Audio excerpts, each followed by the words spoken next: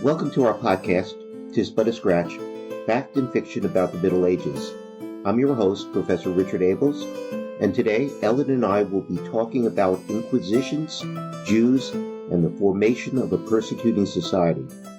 We've been remiss in failing to credit the composer of our intro and exit music, Alexander Nakarada. Mr. Nakarada has written, performed, and posted over 100 short compositions on the web to be used as royalty-free background music for medieval and fantasy videos and podcasts like our own. Thank you, Mr. Nakarada, for your talent and your generosity. Nobody expects the Spanish Inquisition. Our chief weapon is surprise. Surprise and fear. Fear and surprise are two weapons. Our fear and surprise and ruthless efficiency are three weapons. Our fear and surprise and ruthless efficiency and an almost fanatical devotion to the Pope. Thanks to Monty Python, now everyone expects the Spanish Inquisition, and we won't completely frustrate your expectations.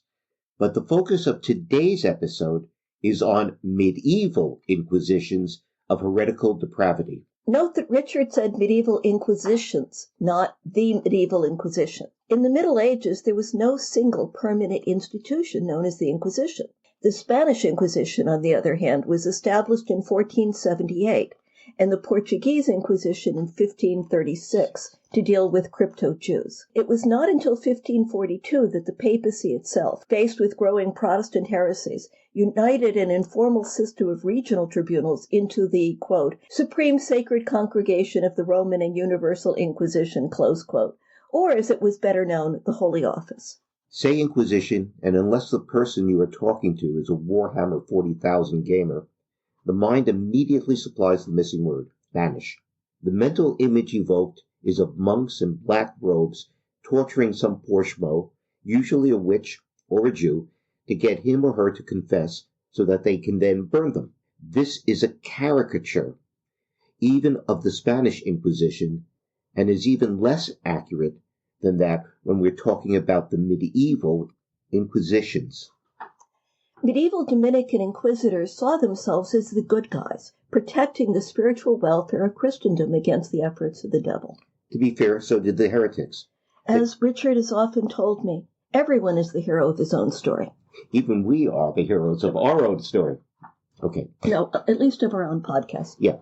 They also saw themselves as the good guys attempting to restore the true Church of Christ from the clutches of popes and bishops who had perverted it. It's crucial to recognize that the Dominican inquisitors and the heretics they persecuted shared a worldview in which the first death, that of the body, is nothing, and the second death, that of the soul, is everything.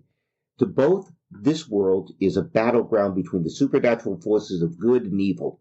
This is why the wars of religion between Catholics and Protestants in the 16th and 17th centuries were so destructive. Between 1618 and 1648, 20 to 30% of the entire population of Germany died as a consequence of the 30 Years' War waged between the Catholic Holy Roman Emperor and the Lutheran princes of Germany. But at least that war ended in the religious toleration of the Peace of Westphalia. The Peace of Westphalia guaranteed that each German prince could determine the official religion within his realm and persecute those who didn't belong to it.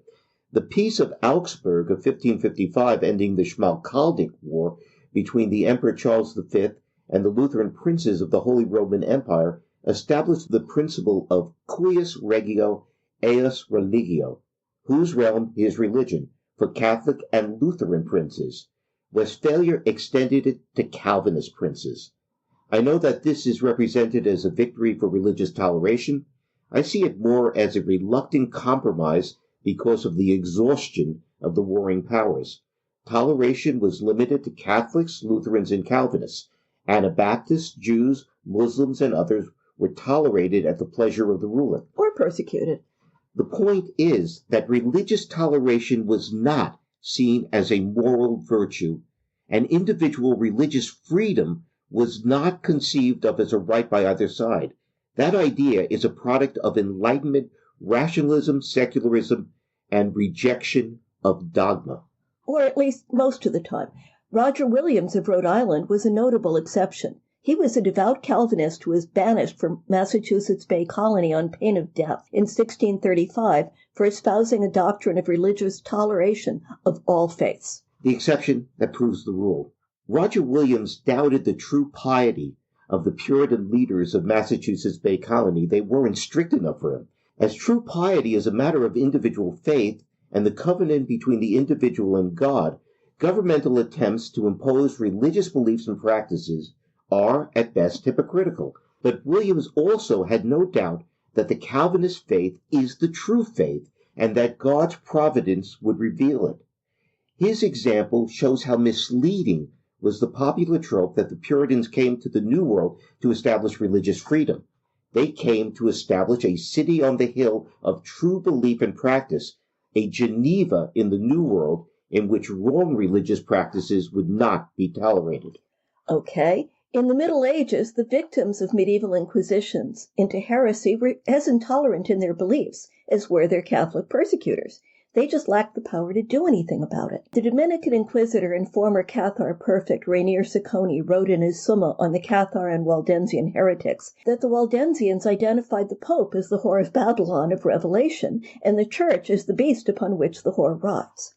An analogy that was to be reused by other religious dissidents, including 16th century Protestants. And some fairly unpleasant 19th and 20th century people, even in the United States. But anyway, I know that this is going to sound weird and is really counterintuitive and unsettling, but medieval inquisitions were founded on the principle of love of neighbor. As was the First Crusade. The mission of medieval inquisitors was not to find and burn heretics. It was to redeem lost souls led into error. As the historian Christine Caldwell Ames argued, Dominican inquisitors saw their role as pastoral. Every heretic they turned over to the secular arm represented failure. The inquisitors of the church didn't burn people. They couldn't. Clerics were forbidden by canon law from spilling blood. Only if a heretic remained adamant in heresy or relapsed into heresy would an inquisitor release him or her, hopefully reluctantly, into the custody of the secular authorities. At least that they knew that they should be reluctant in doing this, but Dominican inquisitors were only human. Just as the Dominicans became expert in rooting out the truth by relentlessly asking questions, heretics became equally expert in providing misleading and evasive answers. I imagine that some inquisitors were not completely sincere in their expressions of regret. Catholic perfects and other heretics who went to the flames did so as martyrs to their faith. Who the hero and villain was in this story really depends on perspective. My sympathies tend to lie with the heretics, not because of their beliefs, and their beliefs are not any more persuasive or attractive to me than those of their persecutors, but because they lacked the power to coerce their opponents. And though their hope was to persuade, medieval inquisitors, no less than O'Brien in Orwell's 1984, had the tools to coerce and the willingness to use them.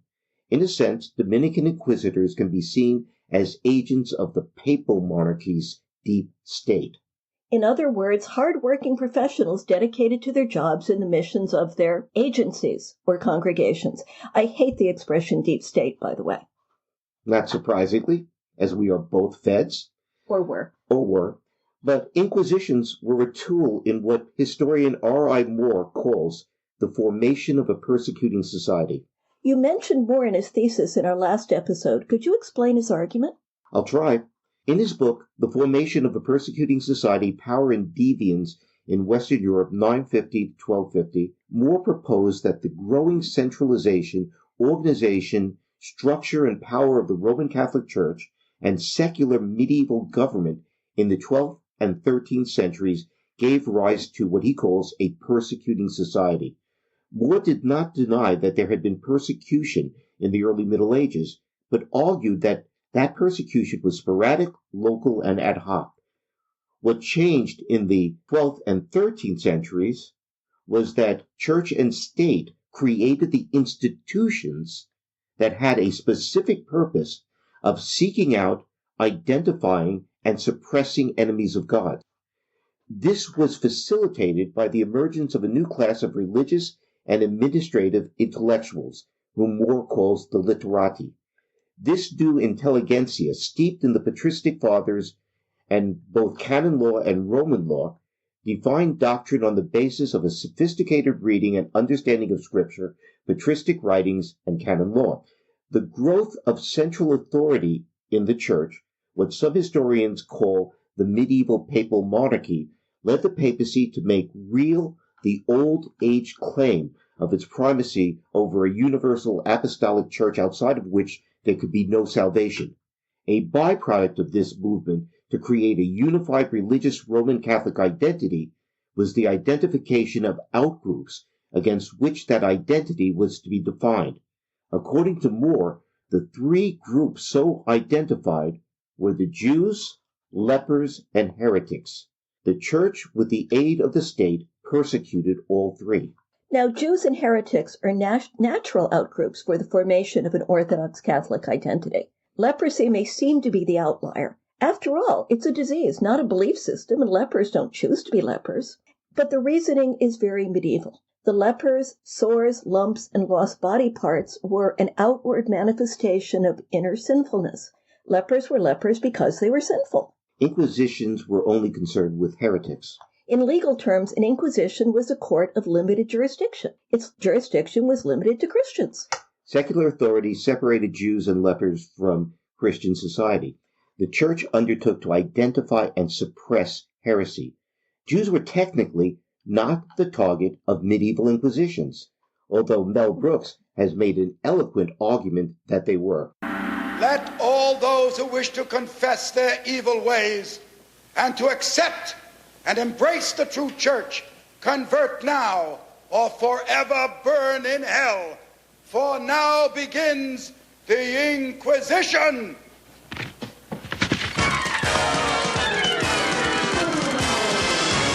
The Inquisition. Let's begin. The Inquisition. Look out, Sam. We have a mission to convert the Jews. We're gonna teach them Wrong from right. We're gonna help them See the light. and make an offer that they can't refuse. That the Jews just can't refuse. We are not amused. I love it when you channel Queen Victoria. Mel Brooks isn't even right about the Spanish Inquisition. Yes, the Spanish Inquisition was instituted in 1478 to deal with the converso problem, just as the medieval Inquisition was created in response to the Cathar problem.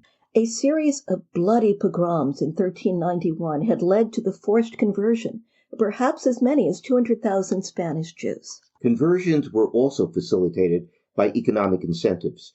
Jews and Muslims had lived in relative toleration alongside Christians during much of the so-called Reconquista, but they were restricted economically and politically. The converse was true in Muslim-controlled territory. Baptized Jews and their descendants were called conversos to distinguish them from the so-called Old Christians.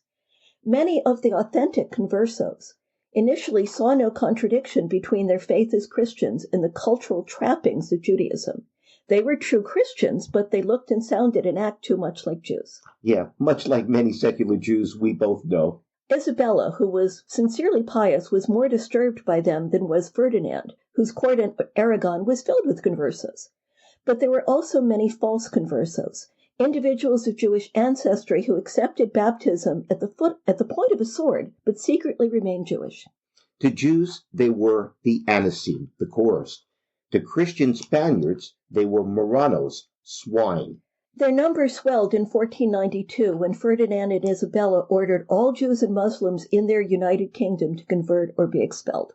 Very roughly, about a third of Spanish Jews were able to find transport to the Netherlands or North Africa, although a fair amount were dumped overboard at once open water was reached. But anyway, once the time period in which to convert or leave had lapsed, everyone who was still in Spain was presumed to be Christian, what American lawyers deplore as a, quote, irrebuttable presumption. If you were still in Spain, you were subject to the jurisdiction of the Spanish Inquisition. The number of trials before the Inquisition swelled. Historians estimate that over its 3 centuries of existence, the Spanish Inquisition tried about 120,000 to maybe 200,000 people, of whom between 5,000 and 10,000 were executed. The vast majority of these executions occurred during the first 50 years of the Spanish Inquisition's operation, with at least 90% of the victims conversos. In the late 16th and 17th centuries, the Spanish Inquisition expanded its focus to include Protestants and witches. From the 18th century until 1834, when it was finally disbanded, the Spanish Inquisition functioned only sporadically. In the words of Richard Kagan, it, quote, served principally as a forum Spaniards occasionally used to humiliate and punish people they didn't like, blasphemers, bigamists, foreigners, and in Aragon, homosexuals and horse smugglers. Okay, this is a far cry from the black legend of the Spanish Inquisition, satirized by Monty Python and Mel Brooks, but it is still an appalling testimonial to early modern Spanish anti-Semitism and the theocratic absolutism of the Spanish monarchy. I want to emphasize what Ellen just said about anti-Semitism. Medieval Christendom was rife with anti-Judaism. Christians were taught that the Jews were the killers of Christ. This gave rise to pogroms, often in conjunction with crusading. The first was the massacre of the Jews in the Rhineland in 1096. The peasants were taking vengeance against Christ's killers at home before leaving to redeem his holy land. Yeah. Yeah. The two so-called Shepherds' Crusades in France in 1251 and 1320 were peasant movements that targeted the Jews. Neither made it out of France. These were, quote-unquote, popular actions, because they were the actions of the lower classes, often strenuously but ineffectively opposed by churchmen and rulers. Catholic religious authorities also sometimes tried to protect Jews. Bishops in the Rhineland, for example, opened their cathedrals to Jews fleeing the pogroms of 1096. One bishop died when the mob burned the castle in which he had sheltered with the Jews. This doesn't necessarily mean toleration. No, it doesn't. It means that the Jews were valuable assets of the nobility and of the church hierarchy, which meant they were also lightning rods for popular resentment. Yeah. And in fact, in France and in England, the Jews belonged to the crown. Literally. They were serfs of the crown. Historians see both Shepherds' Crusades as attacks on royal authority, in which Jews as moneylenders and royal agents served as proxies. But anti-Judaism is not anti-Semitism. The rampaging shepherds were content to leave unharmed any Jew willing to accept baptism. A baptized Jew was a Christian. In early modern Spain, however, a different type of prejudice emerged, one based on blood and descent. By the end of the 16th century, the idea of limpieza de sangria, the purity of the blood, distinguished the old from the new Christians. The latter was suspect, regardless of the authenticity of their religious beliefs. Spain as a nation was created between 1478 and 1492 through the marriage of Isabel of Castile and Ferdinand of Aragon, the conquest of Granada, the last Muslim principality, and the expulsion of Jews and Muslims. Ferdinand and Isabella both sincerely encouraged and respected conversos and personally urged Jewish advisors to convert, swearing that they would be protected. But this acceptance did not outlive them. Spanish identity, as opposed to a regional identity, became tied to the narrative of the Reconquista by the only true Spaniards, the Old Christians. Conversos and Moriscos had no role to play in this national myth. They did, however, play a critical role in the development of a Spanish national identity. They were the other, against which national identity was defined. In some ways, this is reminiscent of the formation of an English Protestant national identity in opposition to Catholicism, and specifically in its production of the Black Legend of Spain. Neither the Spanish nor medieval Inquisitions were empowered to deal with authentic Jews. That was a problem left to the secular rulers. Although canon law did not recognize the legitimacy of forced baptism, the offspring of Jews who had been compelled to accept baptism, that was a different matter. In the eyes of the church, a converso was no longer a Jew. They had freely accepted baptism, which made them Christians, and Christians who hold Jewish beliefs and practice Jewish rituals, you know what they're called? Heretics. The medieval Inquisition's relationship to Jews is really nicely illustrated by a remarkable story of the Jew Baruch of Germany, who was brought before Bishop Jacques Fournier of Pamiers, the future Pope Benedict XII, as a relapsed Jew in the year 1320. Fournier had Baruch arrested. As reported in Fournier's own register, Baruch had returned to the, quote, blindness and perfidy of Judaism while living with the Jews of Pamiers like a dog returning to his vomit, close quote, after having received the faith of Christ. The biblical reference is to Proverbs 26, verse 11, and 2 Peter chapter 2, verse 22. Like a dog returning to its vomit is an often used simile for relapsed heretics. Jacques Fournier's inquisitorial register records Baruch's confession. In great detail. In mind-numbing detail. Oh, I love its detail. In this respect, it's very different from manuscript 609 of the Bibliothèque Municipale Toulouse, the mid-13th century inquisitorial register that Ellen and I worked on and which we talked about in the last episode. The French historian Emmanuel Ladoury used Jacques Fournier's register to reconstruct the mentality, lives, and beliefs of the people of Montaillou, a small village in the Pyrenees, wrote a best-selling book because it was filled with sex. And great stories. Many of which are about a lascivious priest who supported the heretics. Now, Baruch was a merchant who lived in the Jewish quarter of Toulouse. He was learned in the Talmud and well connected with local authorities. He counted among his friends royal officials and even a Dominican friar. In the year 1320, the shepherds, a movement of peasants who claimed that they were called upon to redeem the Holy Land, rampaged through southern Spain and Languedoc, killing any Jew who refused to be baptized. The secular authorities opposed them, but were too weak to prevent massacres. The regional subdeputy for Toulouse did do his best. He arrested numerous shepherds after they had slaughtered 152 Jews and carted them to Toulouse, packed into 24 wagons to await punishment. An angry mob, sympathetic to the shepherds and their cause, blocked the caravan of wagons and freed the prisoners. And the shepherds then led the enraged mob into the Jewish quarter, chanting, "Death to the Jews, death to the Jews, let's kill all the Jews." They then began killing of the Jews. They broke into Baruch's house and threatened him with death unless he accepted baptism. He said, "Okay, I'd rather be baptized than killed." But he had no intention of abandoning Judaism. He had been told by his friend, the Dominican friar, that baptisms undergone involuntarily out of fear are not valid. So Baruch was taken by the shepherds to the church of St. Stephen, where two clerics pointed out the corpses of Jews lying in the dirt outside the church. And they said, "That's what's going to happen to you if you refuse baptism." Now Baruch, who later explained he was just trying to buy time for the authorities to restore order, asked the two clerics to take him to the house of the Dominican friar so the friar he was friends with could be his godfather. They couldn't make it. The clerics and Baruch were confronted by the mob. Baruch was struck to the ground by a blow to the head, and the two clerics told him either they baptize him right then and there or they leave him to the mob. So he was baptized. When order was finally restored after the deaths of about 115 Jews, Baruch returned to living as a Jew, believing that his course baptism was invalid. But somebody accused him of being a heretic, and he was brought in for questioning to the bishop's inquisitorial court. Richard, how about we do questions and answers? Should I do questions? Go for it. I love being the inquisitor. You can be the Jew. Okay. When you were brought before the curé and he proceeded with the ceremony of baptism, or when you were placed in the baptismal fonts and during the act itself of baptism, did you protest in word or deed or show a contrary will to being baptized by resisting in any way? No. I was afraid I would be killed if I did or said anything. I believed that the curé understood this, and I can only ask you to interrogate him about it. Is it a greater sin for a Jew to let himself to be baptized in order not to be killed than to let himself be killed to avoid baptism?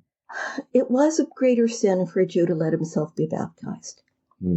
A Jew who lets himself be killed rather than convert to paganism or Christianity, do you think he's committing a sin in any manner?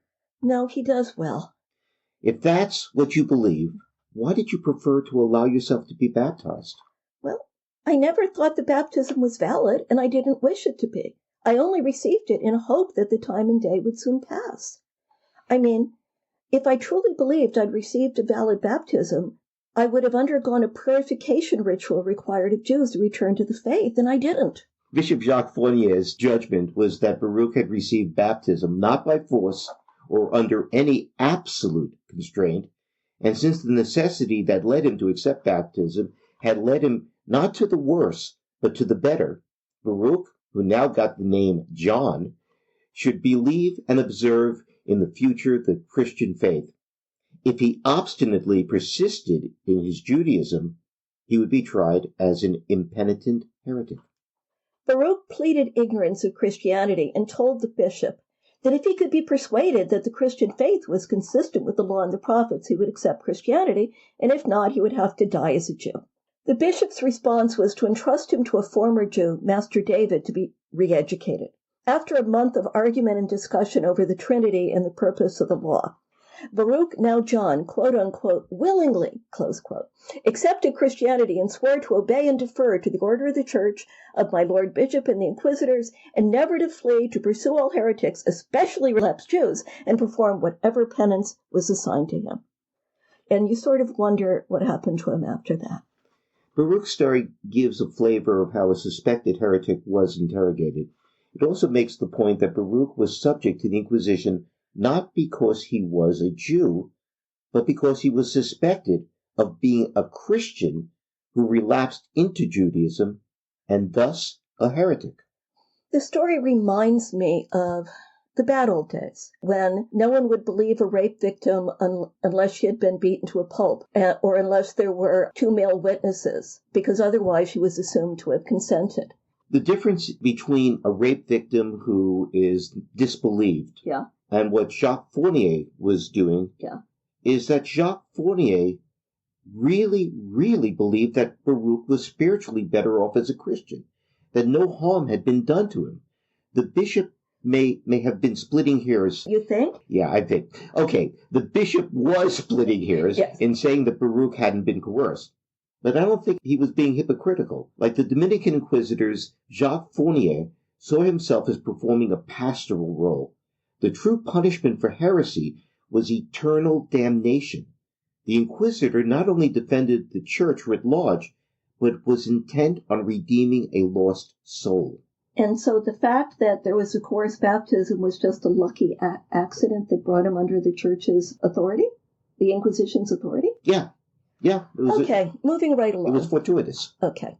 Now, Jacques Fournier was guided by a preconceived narrative, and he had the power to make it true. But I will concede that Baruch would not have received as sympathetic or open a hearing, or indeed much of a hearing at all, at the hands of Torquemada and his staff. The medieval Inquisitions we studied and wrote about seem to have been substantially different from the Spanish Inquisition of the late 15th and 16th centuries. A number of things distinguish medieval Inquisitions from the Spanish Inquisition.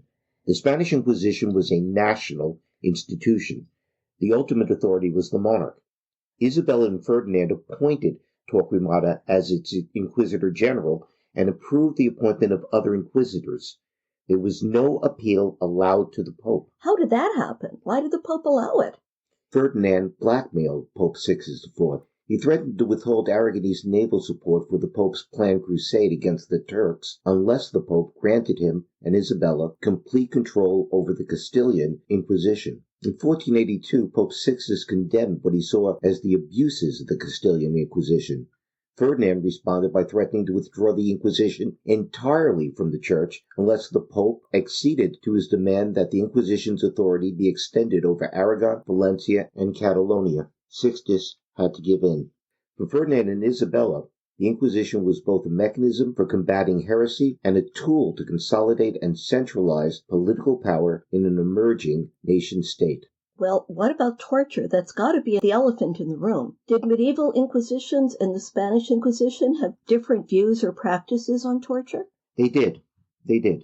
Torture really never played a major role in medieval Inquisitions. In fact, it was not even used for the first 20 years of papal Inquisitions. Bernard de Caux and Jean de Saint-Pierre, whose inquisitorial register we spoke about in the previous episode, never used torture to get confessions. As far as we know. No, it never did. And that was because it wasn't permitted by the papacy for inquisitors to use torture until 1252. Oh, okay. And in 1252, Pope Innocent IV issued the bull Ad Extirpanda, permitting the use of torture by the Dominican friars and by Franciscan friars in inquisitions. His reasoning is interesting. Italian secular courts that adopted Roman legal practices employed torture in the questioning of notorious suspected thieves and murderers. Heretics, Innocent IV observed, were much worse, as they were thieves and murderers of souls. The Pope specified limits. Torture was only to be used when the suspect was presumed guilty because of the weight of the evidence, but nonetheless obstinately refused to confess and recant.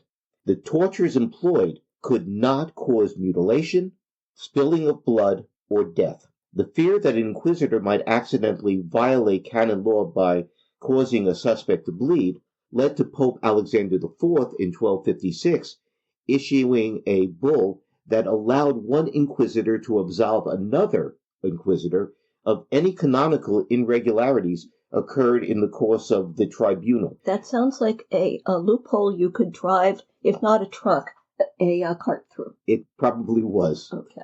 By that time, a series of inquisitions had already pretty much extinguished the Catholic heresy in southern France. Even after torture was permitted, it seems to have been rarely employed, probably because it wasn't necessary. Surprisingly, records of the Spanish Inquisition reveal that it used torture in only about 2% of its trials, and when they did, it limited torture, at least in theory, to 15 minutes. Is that one 15-minute session or multiple? Multiple 15-minute Sort sessions. of like in current law, civil depositions are scheduled for one day, but can be continued from time to time. Boy, your career as a lawyer really has left scars. Okay. Okay, if you're looking for abusive employment of torture, you have to turn to the secular authorities of the late Middle Ages. My former history honors student, Navy Lieutenant Katie Medford Davis, compared medieval inquisitions in Languedoc and Aragon. Her thesis culminated in a comparison of the inquisitions concerning the abuses and errors of the Templar order between 1307 and 1314. The Languedocian Inquisition found that the order was rife with heresy. The Aragonese Inquisitions found little evidence of misconduct by the Templars they questioned. The difference was that the papal inquisitions of Languedoc were under the direction of King Philip IV of France and his royal agents, and Philip was intent upon destroying the Templar order. He used his influence with the Pope, who had reason to fear him, to install clerics with close ties to his regime and who were willing to do what was necessary to fulfill the king's intention. They used torture as a matter of course in order to obtain confessions. They told the Templars the heresies with which they were charged and tortured them into admitting their own participation and the participation of fellow Templars. Sounds a lot like the witch trials of later period. Templars who recanted faced either renewed torture or death. In 1310, 54 French Templars who had quote-unquote relapsed into heresy were burnt at the stake. 4 years later, the Grand Master of the Templars, Jacques de Molay, and the preceptor for the order in Normandy, Geoffrey de Chargny, retracted their confessions, claiming that they had been obtained under duress. Both expressed remorse at only one thing, having betrayed their order, and both were immediately burnt alive as relapsed heretics. In front of the king. In front of the king. Okay, go ahead. Medieval inquisitors were well aware that anyone could be tortured into confessing anything. A suspect could not be convicted solely on the basis of a confession extracted through torture. A confession had to be given freely. Of course, the prospect of repeated torture might induce an accused man of confessing to acts that he had not committed. Inquisitors knew this as well, and except in the case of the Templar trials in France, they apparently used torture sparingly. Then what was the point of torture? Inquisitors, when they used torture, cited the Bible's injunction that vexation brings understanding. By vexing the body through pain, a suspect would be forced to consider the pains that awaited him in damnation. But as I said, torture appears to have been rarely employed in medieval Inquisition. Okay, I may be sorry I'm asking, but what kind of torture did medieval Inquisitions use? The evidence we have comes really from the Spanish Inquisition, not from medieval Inquisitions. Inquisitors were limited by the prohibition against the cleric shedding blood. Consequently, the instruments of torture were those that vexed the body without mutilating it. Do you confess? I don't understand what I'm accused of. Then we shall make you understand. Fetch the comfy chair. Stop. That's not funny. No, but that's Monty Python. It was funny. Okay, moving right along. Okay. These included the strappado. It's the practice of tying a suspect's arms behind his back winching him up, letting him drop. Also used the rack and used waterboarding. Okay. As a lawyer, I remember reading with horror the legal opinion in which John Yoo justified the use of waterboarding after 9/11 as not torture. And I also remember at the time thinking that if you're going to be looking for the Founding Fathers' understanding of what torture is, I can give you a simple shorthand answer that's probably more accurate than John Yoo's. If the Spanish Inquisition did it, the United States should not. Anyway, but I assume that the Spanish Inquisition then probably used torture more regularly than did the other medieval... Absolutely, much more regularly than medieval inquisitions. It's a common goal. It was the goal of preserving Christendom against an internal threat, and they also had in common a legal procedure, and that legal procedure was known as inquisitio. So let's talk a bit about the Roman legal procedure, the Inquisition. The Latin word inquisitio can be translated either as inquisition, which elicits shudders and dark images, or it can be translated as inquest, which is a neutral term and one much approved by historians of medieval government. An inquest is a judicial investigation to gather facts relevant to a case.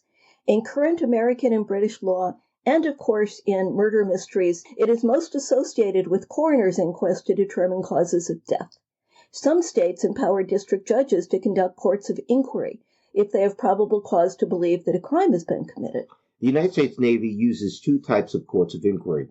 Naval boards of inquiry investigate events either detrimental to the reputation of the Navy or that concern the poor performance of ships and failures of seamanship. It also has courts of inquiry in which a board of 3 or more senior officers determine whether there is sufficient evidence of misconduct to warrant a court-martial. Supporters of President Trump denounced the January 6th committee hearings as an inquisition, and they are technically correct. What it means is that the committee is, like any inquest, questioning witnesses and gathering written evidence to determine if the causes of an event might involve criminal malfeasance. All congressional hearings are inquisition. Medieval rulers from Charlemagne in the late 8th century on used inquests to gather facts. Domesday Book, the most famous and important source of information about society, economics, and politics in 11th century England, is the product of a massive inquisition ordered by King William I in 1086 to discover the economic resources of a kingdom that he acquired by conquest. Disputes over property were recorded. A similar process took place in the towns. Everything was carefully written down. Eventually, it was abbreviated and synthesized into what we know as Domesday Book.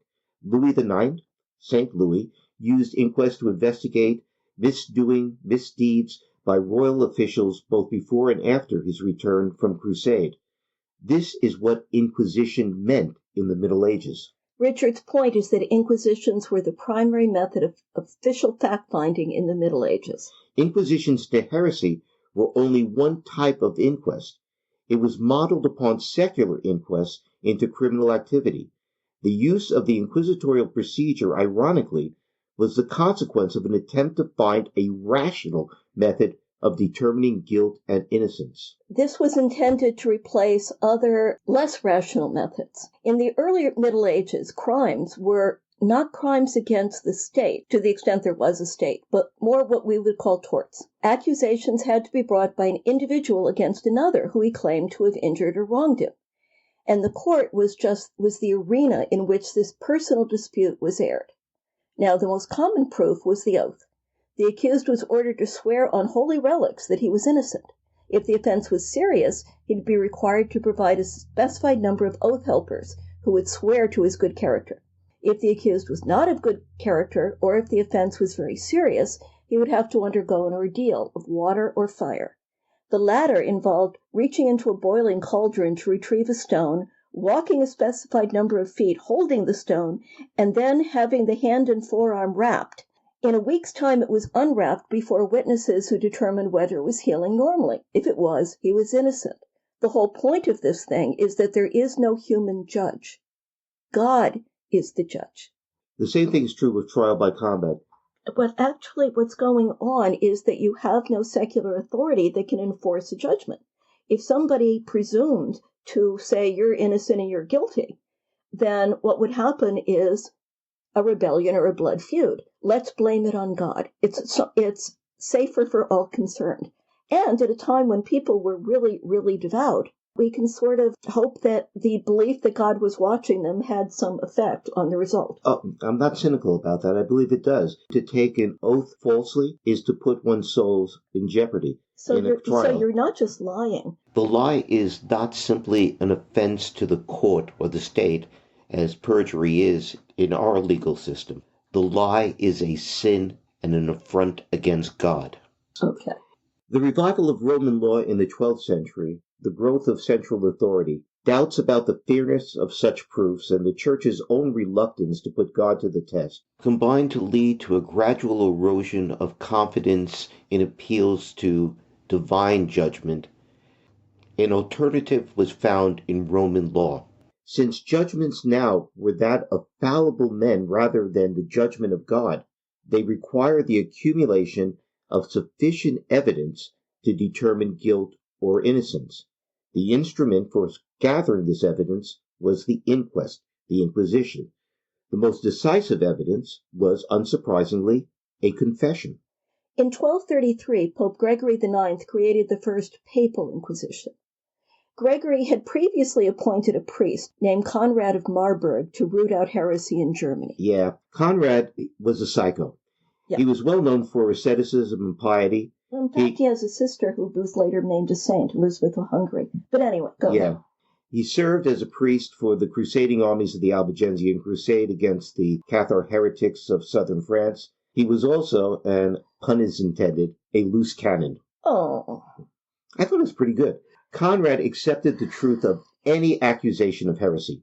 His standard operating procedure was to rouse a mob to seize the suspect. The fortunate ones were given a choice to recant or to be killed. Many were simply gathered together and burnt alive. Conrad felt that gathering of evidence and trials were a waste of time. Finally, he reached a bit too high in his denunciations, accusing a count of satanic orgies. Returning from a council of bishops in Mainz, Conrad and his Franciscan assistant were murdered. Pope Gregory IX unsuccessfully tried to have him named as a martyr. Nobody was willing to buy that. Even then. The Inquisition that Pope Gregory IX created in 1233 to combat the Cathar heresy in southern France was the antithesis of Conrad's bloody fanaticism. It was a tribunal staffed by Dominican friars who operated with wide authority from a fixed base in Toulouse, provided to them along with necessary funding by the local bishop. As we talked about in the previous episode, there's a lot of debate among historians about the nature and extent of the heresy, and even if there really was a heresy. Be that as it may, there can be little doubt that popes in the late 12th and 13th centuries saw the Cathars as a serious threat to Christendom. The Dominicans, the order of preachers, were created in the early 13th century to preach against the heresy and engage heretics in public debates. Pope Gregory IX expanded their function to act as inquisitors into heretical depravity. Because the Inquisitions were entrusted to the Dominican order, the friars serving as inquisitors were able to develop and share procedures. The most detailed account of these procedures, with advice about how to question different varieties of heretics, is Bernard Guy's Inquisitor's Manual. Bernard Guy served as chief inquisitor of heretical depravity in Toulouse from 1307 to 1327. Protestant historians of the late 19th and early 20th centuries portrayed him as merciless and cruel, and that's how he appears in Umberto Eco's vastly popular novel, The Name of the Rose, and in its movie version. But this fictional Bernard Guy has little in common with the reasonable, moderate, and lenient inquisitor that he seems to have been. Reasonable, moderate, and lenient for the 14th century, we need to say. Okay, that is a good caveat. Thank you. As an academic medievalist, Eco ought to have known better than perpetuating the black legend of the Inquisition. Historian James Given undertook a statistical study of the judgments and penalties levied by Bernard Guy. The tribunals he presided over convicted 636 individuals of participating in heresy. 126 of these individuals were either dead or convicted in absentia. Of those sentenced, 45 were turned over to the secular authorities to be burnt alive. 307 were imprisoned. 143 were sentenced to wearing yellow crosses. 9 were ordered to undertake penitential pilgrimages. Wearing a yellow cross sewed to one's clothes? Why? It functioned to marginalize the wearers and brand them as former heretics. A similar idea underlies Canon 68 of the Fourth Lateran Council of 1215, which ordered Jews and Muslims to wear clothing that identified them as non-Christians. The idea of armbands for Jews, of course, was revived by the Nazis.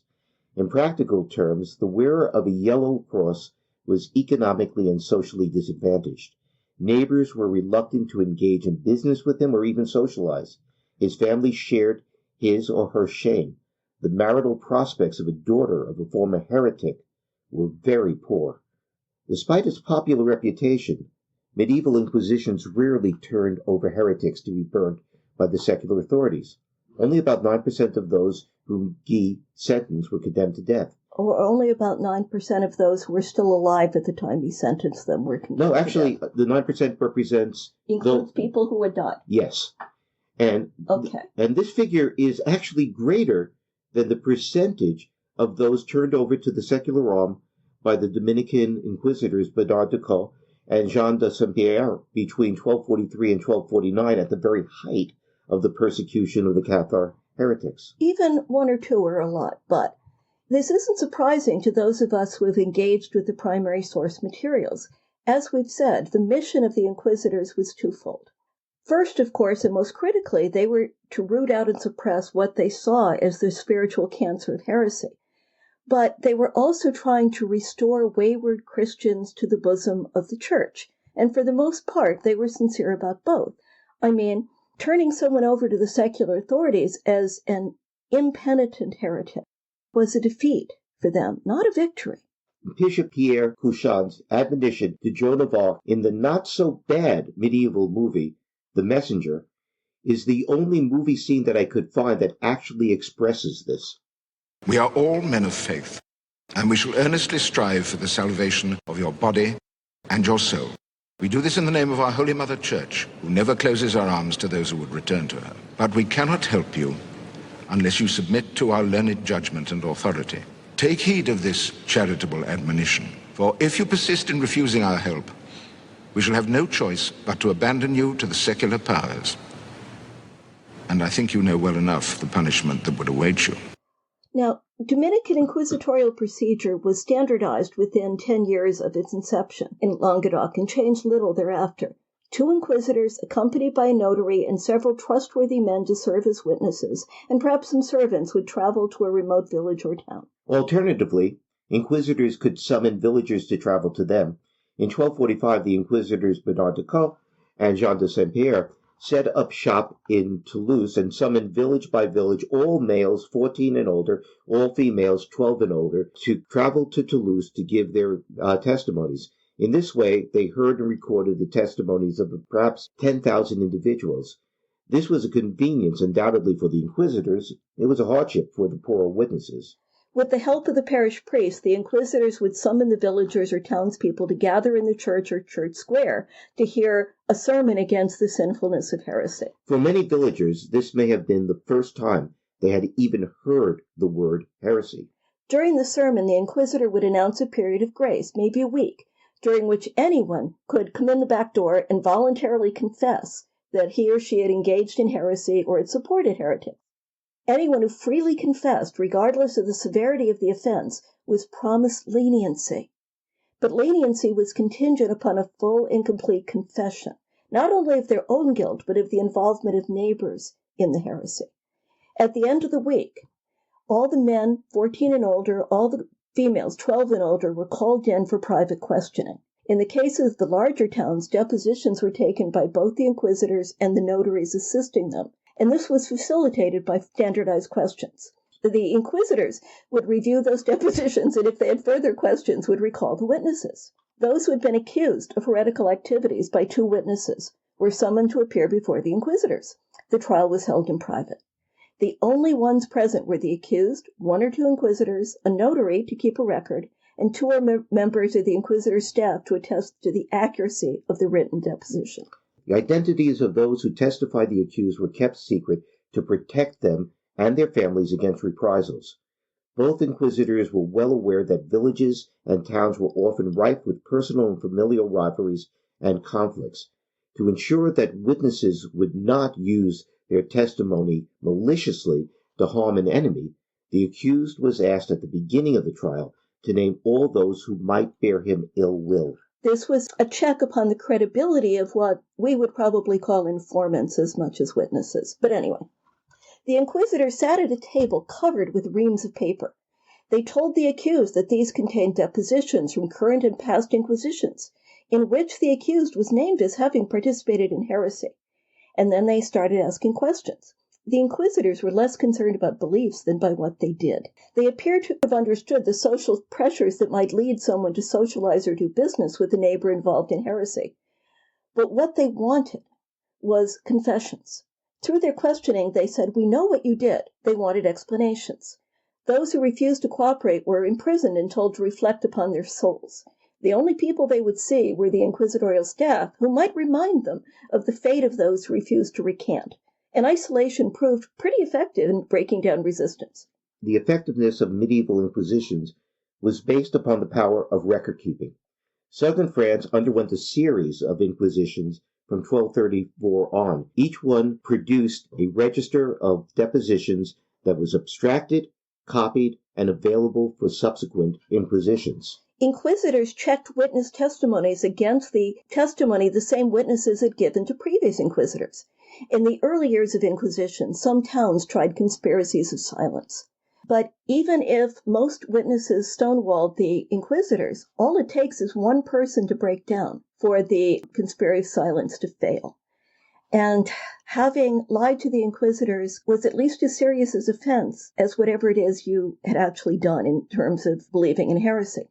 It's not too much to say that Inquisition succeeded where the Crusades failed in extinguishing Catholicism in southern France, because once it became clear Inquisitions weren't going away and that the evidence against people was just going to continue to mount. Which bred a sense that resistance was futile. Okay, and so in this one case, the pen really was mightier than the sword. Okay. I'll conclude with an anecdote from my days at the United States Naval Academy. I saw an Inquisition in action in 1993. That was the year of the infamous electrical engineering cheating scandal. A midshipman obtained a copy of the common final exam for the notoriously difficult required electrical engineering course. Copies were circulated from friend to friend. Several hours after the exam, a midshipman reported to his electrical engineering professor that some of his classmates had cheated. After a rather perfunctory internal investigation, the NCIS was called in. They found evidence that 28 midshipmen had cheated. An honor board chaired by the superintendent, Admiral Lynch, found sufficient evidence to recommend the expulsion of just 5 of the 28, all of whom had confessed. A month later, a midshipman reported that he overheard classmates conspiring to coordinate testimony before the honor board. The Baltimore Sun and the Annapolis Capital newspapers picked up on the scandal. The Navy now took it seriously enough to send in its Inspector General. The Inspector General came to the Naval Academy and conducted an inquisition worthy of Bernard Guy. All 663 midshipmen who had taken the final exam were questioned and their responses recorded. At the beginning of their testimony, they were reminded of the consequences of lying and encouraged to confess if they had cheated or previously lied. The stakes were high. Expulsion meant not only public shame, but repayment of the cost of their education. Testimonies were compared, and where there were inconsistencies or evidence of collusion, midshipmen were recalled for further questioning. When faced with the evidence against them, 81 midshipmen admitted to cheating on the exam and lying to investigators. 14 other midshipmen invoked the Fifth Amendment. The IG's report concluded that 133 midshipmen were involved in the cheating scandal, and they found this out without the use of torture, or so I was told. I had seen a medieval inquisition in action. The Dominicans regarded their service as inquisitors as a duty and fulfillment of their pastoral ministry. They were not sadists, and in terms of their time, they weren't even some fanatics.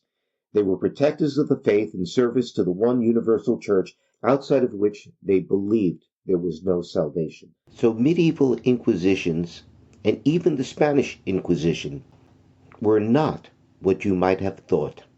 But let me be clear. Inquisition was a technology of power employed by church and state alike to identify and root out dissidents in an effort to maintain a homogeneous and deferential society. It was one of the most effective tools in the formation of a persecuting society. Thank you for joining us. If you're enjoying these podcasts, please let your friends know. Goodbye. Bye-bye.